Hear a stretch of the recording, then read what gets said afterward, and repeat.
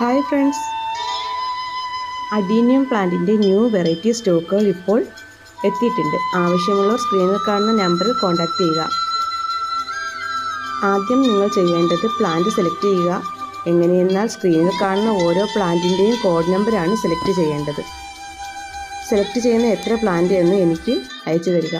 കൂടെ നിങ്ങളുടെ address, phone number, pin code ഒരുമിച്ച് തന്നെ ടൈപ്പ് ചെയ്ത് അയച്ചു തരിക. പേയ്മെൻറ്റ് ആദ്യം തന്നെ GPay ആയിട്ട് ചെയ്യേണ്ടതാണ്.